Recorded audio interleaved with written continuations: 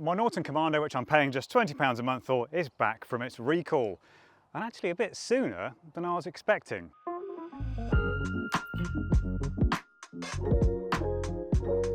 So yeah, this is a Norton I've got on a ridiculous £20 a month PCP deal. And to recap on my previous video, if you didn't see it, there's a stop ride notice on these bikes. So basically it was with the starter ring gear assembly. So basically the starter ring is like a big cog that sits on the flywheel, and then the starter motor has a little worm gear, and then that spins the big gear attached to the flywheel, turns the engine over, gets the whole thing going. There was a problem with the thread lock on the retaining bolts. There was a chance of failure, which would then mean the whole thing, how do they word it? It stops during motion, which, you know, on a motorbike is not ideal. There was a stop ride notification and there was a recall. As far as the timeline of that goes, that all went out, I think it went live on the website on the 25th of April. Yeah, I think I emailed Norton on the 26th, which is a Saturday. I was asked for my VIN number, which I supplied, and then early the next week they arranged the collection.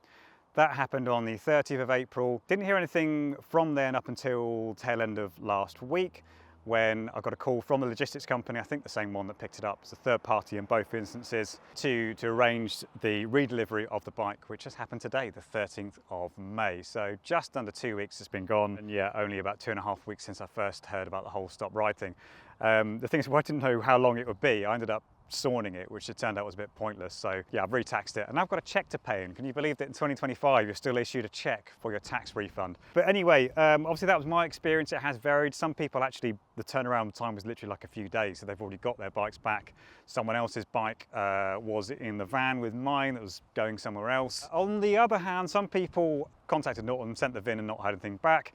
So I thought what I'd do, just to get a clearer picture of what the recall's been like beyond my personal experience, did some digging, had a chat to Norton's communication department to see what I could find out. Now the two fairly big bits of news I can share here, which I don't think anyone knows yet, is one is that the recall letters have now gone out to owners. So although yeah, Norton was being proactive about it and asking people to message them with VINs and whatnot, yeah, the letters now have gone out. They're in the post as we speak, so by the time you watch this, if it's in a day or two, depending on what Royal Mail is like in your area, yeah, you should have the letter by now. Other bit of news is that I was told the whole recall process is set to be finished by the end of May 2025, just in case you're watching this in a few years for some reason.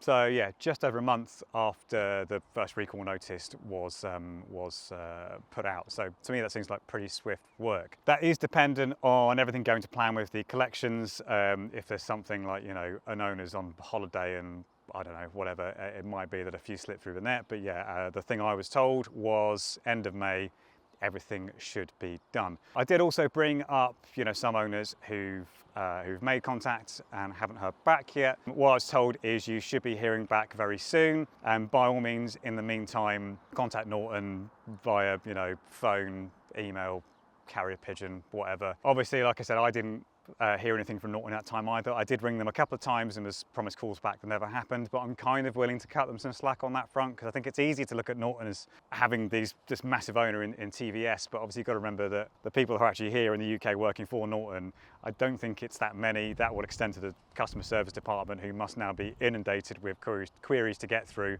So yeah, I think that one, you know, you can let that one slide, but you know, if you haven't heard and you're getting frustrated, hopefully that end of May timeline kind of eases your mind slightly and shows that, you know, it shouldn't be long. The work was all done by a third party, and I was told that was to speed things up, because yeah, the dealer lead times for servicing, for example, I think well, it was a couple of weeks, or maybe even 3 weeks for me when I booked in the service. Speaking of which, servicing is not impacted. The service schedule remains the same, even though it's gone back to Norton to have some work. Warranty hasn't changed either. As it happens, this is going to its service tomorrow, so I've got to ride it up to Judd Racing in Nottingham for its first service. So I think some owners were hoping that they were going to get out of paying for that first service, but no, still got to get it done. Actually, just going back to the recall as well, the perception of it is quite interesting, because I think because everything that went on with Norton under its previous guys, under the dodgy Ghana years, I think a lot of people are treating this as like a bit of a gotcha moment. when it isn't really. If this happened in those times, I mean, you know, the issue might have been uncovered and they might not have actually bothered doing anything. That's what things were like back then. But the fact is, it's been sorted out not much more than a month. I haven't had to do anything. You know, they called me up, they picked it up, they dropped it back here. I've not had to go and pick it up from a dealer or anything like that, or, you know, arrange to get it there myself. And the thing is, recalls, as I was trying to point out in my previous video, are so common. The funny thing is, I got one comment who was like, oh, I'll stick to Triumph, thanks. Well, the funny thing is, Triumph has actually had 2 recalls this year already. And you can look all this up. I'll show you, I'll put a link in the description. So this is a Federation of European Motorcyclist Association, or FEMA. So they've got a list of recalls going back, I don't know how long, but if we take from this year alone, week 2, oh, 1 for tyres there, Avon and Dunlop, another 2 for Triumph in that week alone. Actually, there's the motocross bike and various iterations of the Tiger 1200. Week 5, we've got B&W, various 4-cylinder bikes from them. So, you know, S1000RR, S1000XR, stuff like that. Oh yeah, all the way from 2009 to 2024 for those. CF Moto, Husqvarna, Gas, Honda, another Taiwan for Pirelli and Metzeler, this one is. Yamaha, another one for B&W, that's for the GS. R9T as well, oh, R1290, sorry. 1 for Ducati in week 14, and most recently week 19, yeah, Honda. So I think what I'm trying to say is recalls happen, they're just a thing. And, you know, often, yes, there is a risk to safety, but a lot of the time, nothing's ever actually happened. There's just a chance of something happening. So what a responsible manufacturer should do is issue a recall, get the bikes back, make sure everyone stays safe, which is what has happened in this instance, and it's, you know, been done pretty swiftly. So yeah, that's enough rambling. Now, at the end of the last video, if you watched that, you remember I pushed it back to my garage while making brum brum noises. Well, this time I can actually ride it. So, and I haven't ridden it for 2 weeks, and I'm kind of gagging to get out on it again. So I think we'll do that. Oh, it is so good to be back on this. I'll go away and ride other things. I'll come back to this.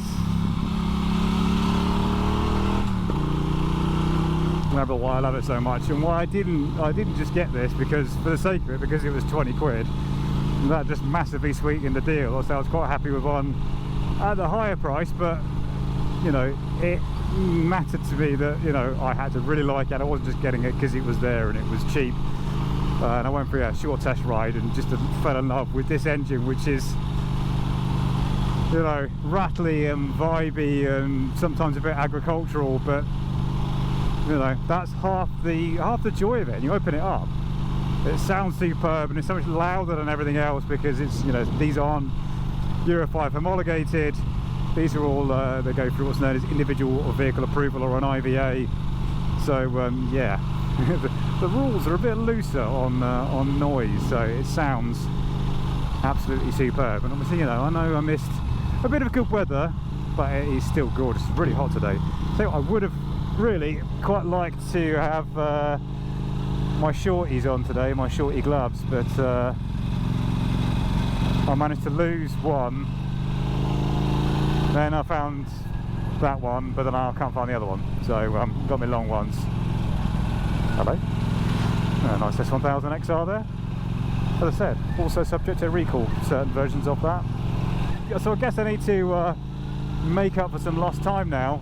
So I've been hoping for ages to do some longer rides on this. I've only really been doing quick blasts here and there on the local roads, which is why, yeah, so I picked this up with, I think it was 124 miles, and I'm only another 300 miles in. Obviously I've had the distraction of other stuff because I keep buying things, and I've had a few press bikes in as well. I'm still actually in the initial running in period of the, no, so I'm in the second running in period of this, up to 300, and then you've got then from 300 to 600, so I'm in that kind of second running in phase.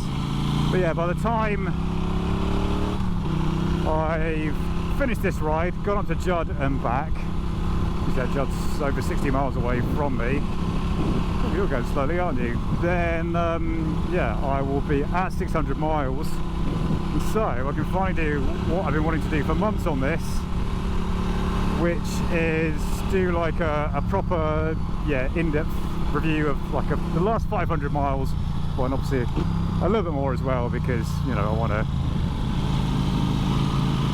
see what it's like, yeah, when it's fully running, and I can give it a bit more of a go and not have to short shift all the time.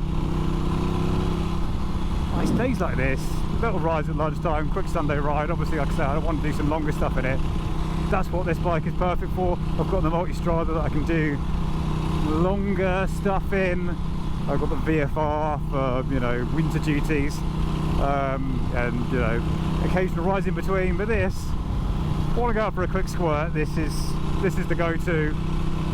I'm just so happy to have it back, and so happy I didn't have to, you know, wave goodbye to it for too long, because I know I've joked about, you know, I've only paid 20 quid on this, so never mind. It was still a massive shame to have it collected at that point, not know how long it would be. Obviously now I know it was only ever going to be a couple of weeks, so not too bad, but yeah. Back then, didn't know how long it was going to go on for. Now, in terms of stuff I've got planned with the bike, yeah, obviously taken to the service as mentioned. I don't know if I'll do it, maybe I'll do a video on that. I might end up filming something and binning it if it's a bit boring, but yeah, we'll see if I can ask to film a bit of the work being done. I think it's a bit more involved than you might think. You've got to, I think you've got to, as well as do the oil change, you've got to retorque all the head bolts, which isn't a surprise because obviously, you know, as a rattly mofo, yeah, I can imagine that being quite necessary. And then, yeah, I don't know if it'll be this year or next, but I do want to take it on maybe a bit of a, not necessarily a European tour, but certainly something in the UK. What I like is you've got that kind of quite old school engine, a complete lack of, you know, modern technology, but it still does handle very nice indeed, because you've got that Öhlins suspension, you've got decent brakes, you've got good tyres. Yeah, so it's not just, you know, it's more than a pretty face with a rumbly engine. You can actually, you know, ride this quite hard and feels good. I have also bought a set of cheap bar end mirrors, so I'm going to pop those on. Again, don't know if that'll be like a video in itself or not. And then yeah, I'll have my 500 or 600 mile review on it. Oh yeah, and I have to do my usual disclaimer that yes, as this is a PCP, I technically don't own the bike, because what happens is I say, oh, my Norton Commando, and then someone who thinks they're extremely clever in the comments are going like, oh, well, it's a PCP, so technically you don't own it, technically it's not your bike. Well, no, but you know, it's going to be in my garage for 2 years, I'm the registered keeper, and I can ride it whenever I want, so, you know, the difference is I don't have to deal with, yeah, all the depreciation, so who cares if I'm not technically the owner?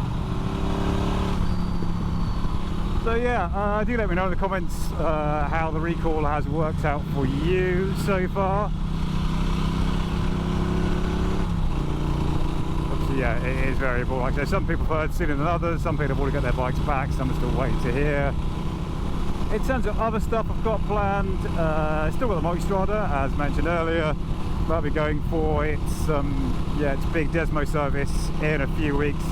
Yeah, BST, where I'm taking it, so they're going to have a good listen to it and kind of assess its, you know, how good a purchase I've made, or indeed not. Let's hope it's the former.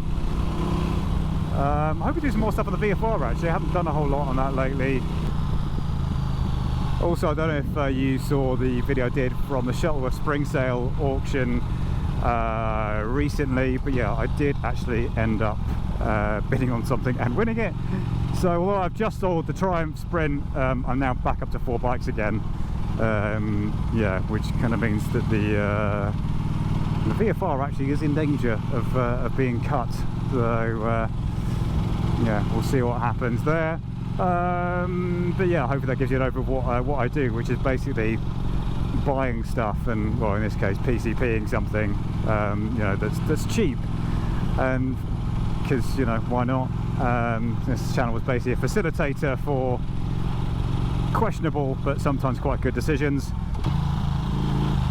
And if you like the sound of that, please do subscribe, because, you know, that is very helpful, and like the video if you liked it.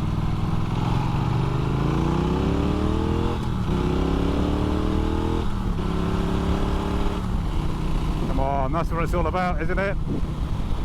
Sunny day, on the motorbike, catching flies on your lid, making lots of rumbly noises. I love bikes.